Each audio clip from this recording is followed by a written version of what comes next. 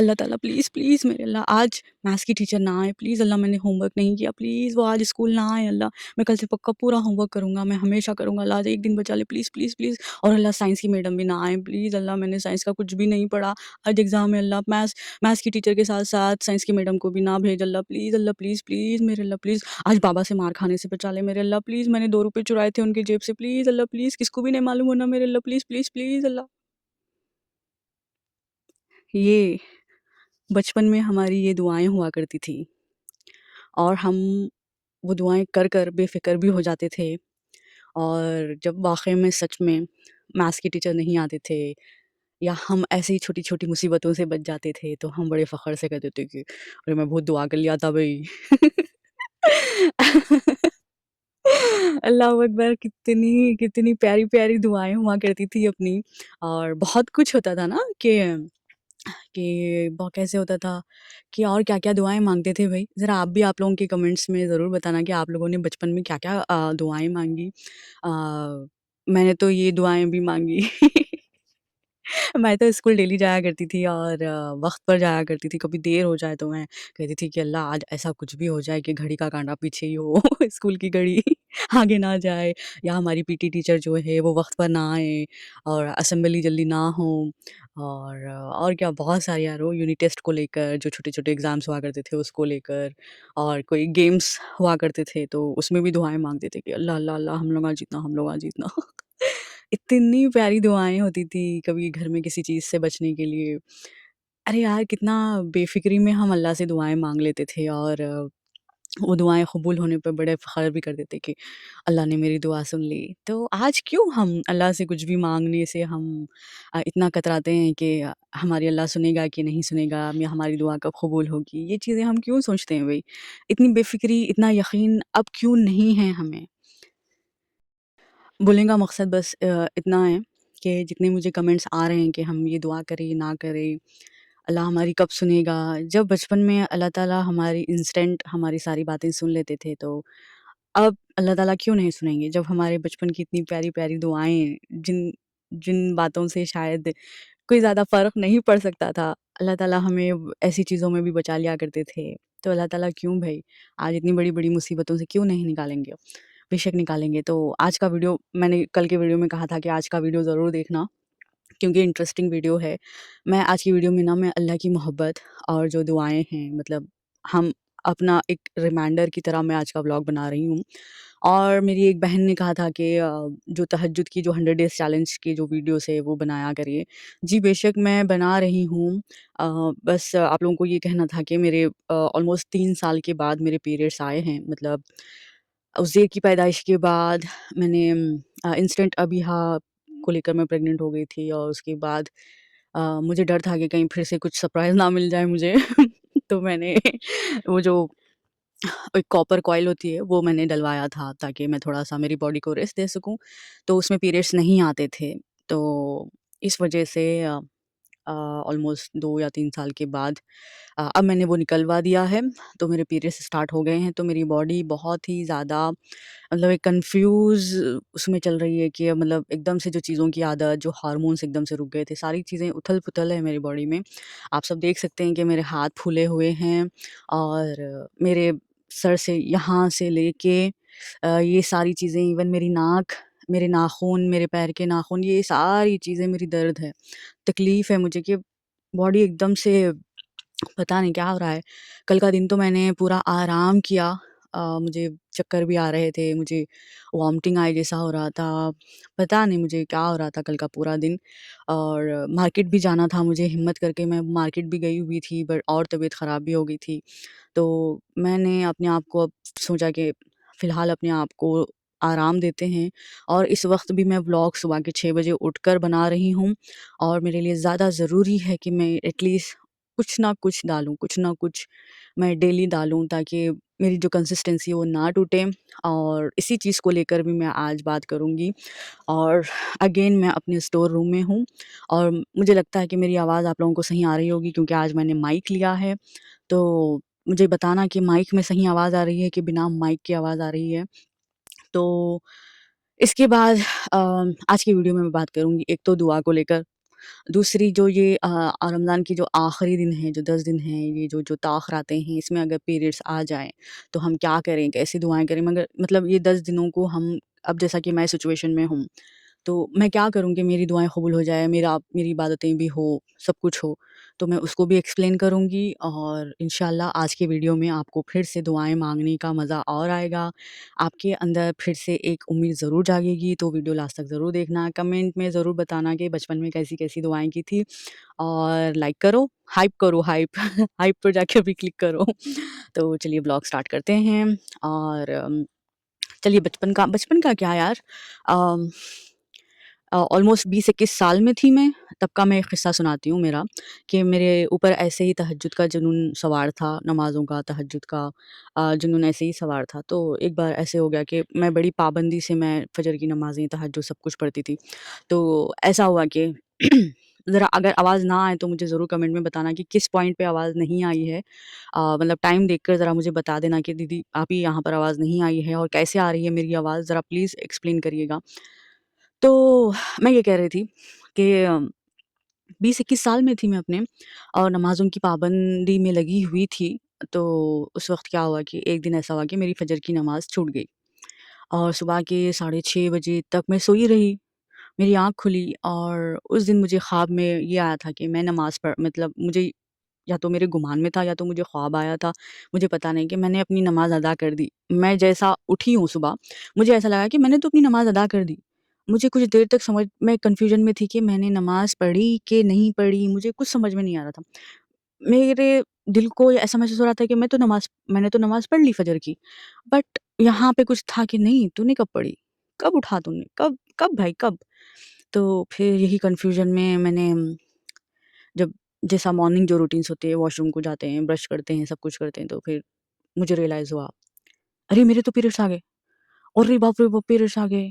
پھر اس کے بعد میں اپنے کاموں میں لگ گئی، اور کام کرتے کرتے میں یہی دھن میں تھی کہ مجھے کیوں لگا کہ میں نے نماز پڑھی، اور ایسا بھی کیوں لگ رہا ہے کہ میں نے نہیں پڑھی۔ بہت غور کیا، بہت ساری چیزوں میں ایسا محسوس ہوا کہ اللہ تعالیٰ نے مجھے اٹھایا ہی نہیں، مطلب اللہ تعالیٰ نے مجھے آرام دیا۔ میرے پیریڈس شاید آدھی رات کو ہی اسٹارٹ ہو گئے تھے، اور اللہ تعالیٰ نے مجھے آرام سے سلایا بھی، اور جو میرے اندر جو ایک روٹین تھی نا کہ نماز کو لے کر جو بے چینی تھی، اللہ تعالیٰ نے میرے دل میں یہ ایک سکون بھی ڈال دیا کہ میں نے نماز ادا کر لی۔ اور مجھے لٹرلی شاید مجھے دھندلا سا مجھے خواب آیا تھا کہ میں نماز پڑھ رہی ہوں فجر کی اٹھ کر، وہ ہوتا ہے نا کبھی کبھار ایسا فلیش کی طرح کچھ چیزیں آتی ہے سامنے۔ تو مجھے اس وقت نا ایسا محسوس ہوا تھا کہ مطلب ایک کسی کی محبت کا احساس، مطلب کوئی آپ کے لیے محبت میں آسانیاں پیدا کرتا ہے، یا آپ کی کسی تکلیف کو سمجھتا ہے۔ پھر بیٹا بھی آ گئے ہمارے، چلو آ جاؤ، ٹھیک ہے، عزیر کو لے کر ہی آج بلاگ بناتے ہیں۔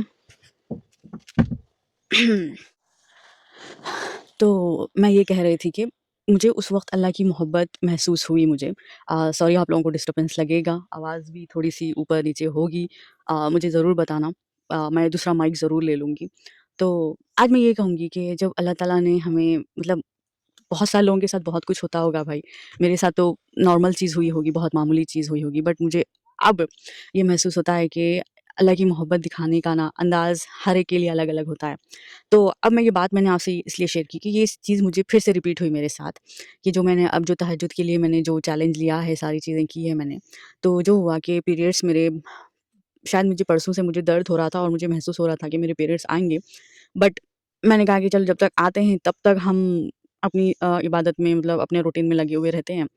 تو پرسوں یہ ہوا کہ میں فجر کے لیے اٹھ ہی نہیں سکی، الارم بجا، میں الارم بجنے کے بعد میں اٹھی ہوں، میری آنکھ کھلی ہے، پھر میں نے سوچا کہ 5 منٹ سے اٹھ جاتی ہوں، پھر میں سو گئی، پھر میں سو کر میں صبح کے 7 بجے اٹھی، اور مجھے ایسا لگ رہا تھا کہ ارے سحری ہو گئی، سب کچھ ہو گیا بھائی، چلو مجھے یاد ہی نہیں ہے کہ میں نے سحری نہیں کی، میں نے تہجد نہیں پڑھی، میں نے فجر نہیں پڑھی، مجھے یاد ہی نہیں ہے، میرے اندر ایک ایسا ہی چل رہا تھا کہ چلو جیسا کہ ہر دن میں جس طرح سے میرا فجر کا روٹین ہوتا وہ ہو گیا۔ جب تک میں زیر کے اسکول میں جا رہی تھی تب مجھے ایسا لگا، ارے اسرا تو نے تو آج تو روزہ ہی نہیں ہے، کیوں نہیں ہے، کیا نہیں ہے؟ تو مجھے ایسا محسوس ہوا کہ میں اتنی غفلت میں کیسے آ گئی۔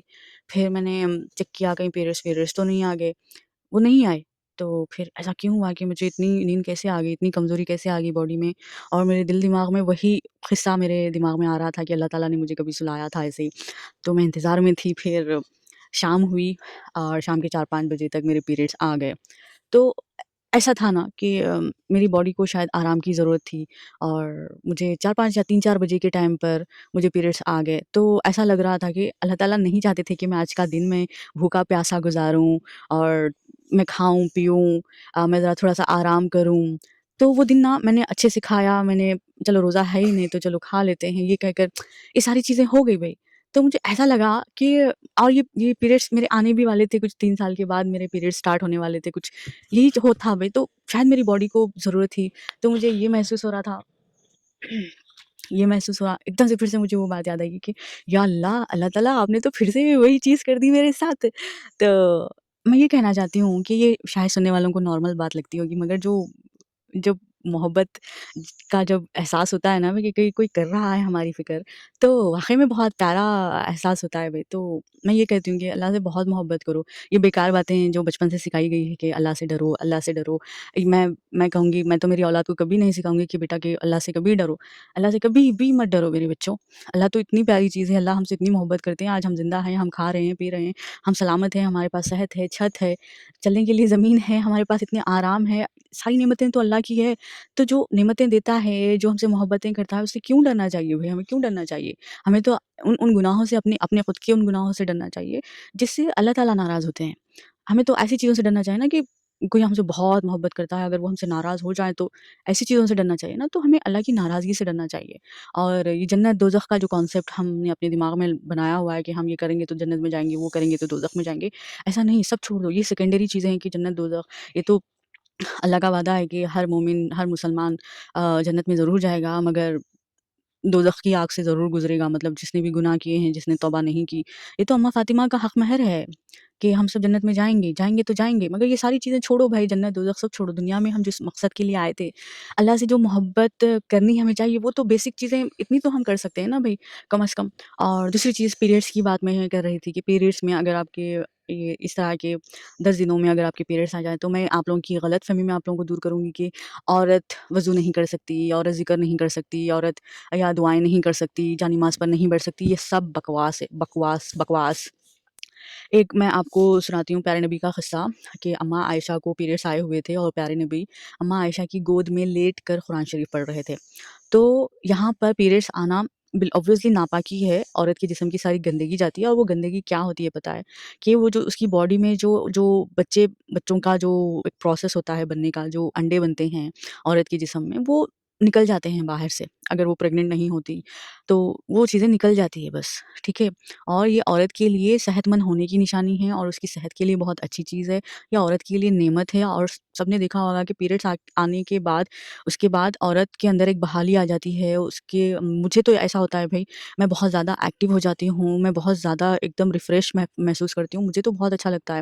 تو یہ چیز ناپاک اس طرح سے ہے، ناپاک کا جو مطلب ہم نے ہمارے سوسائٹی میں بنا کر رکھا ہے کہ عورت وضو نہیں کر سکتی، کوئی ذکر نہیں کر سکتی۔ آپ اپنی حفاظت کے لیے اس وقت تو آپ کا وضو بنا کر رہنا 1000 گنا زیادہ ضروری ہے اس وقت، ٹھیک ہے، کیونکہ سب سے پہلی چیز تو آپ کا روٹین خراب ہوگا، جس طرح سے آپ اللہ کی عبادتیں کرتی تھی، جس طرح سے آپ کا روٹین بنا ہوا تھا، اس میں تو آپ کو وہ ہو جائے گا۔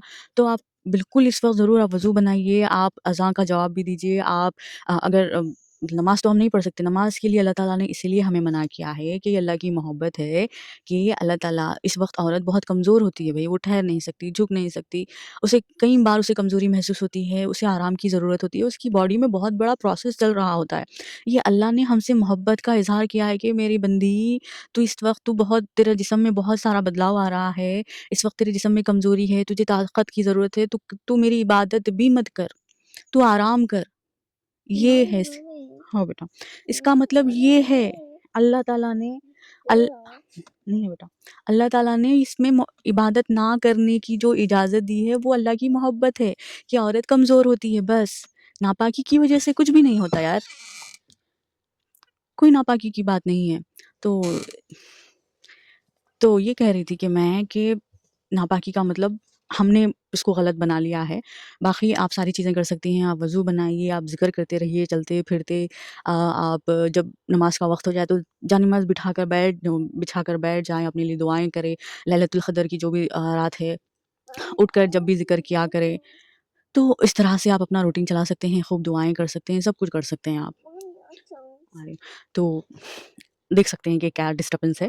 تو یہ تھا آج کا ویڈیو، ملتے ہیں نیکسٹ ویڈیو میں، تب تک کے لیے اللہ حافظ، اپنا بہت خیال رکھنا، اگر کوئی سوال ہو تو کمنٹس میں ضرور بتانا۔ اللہ حافظ۔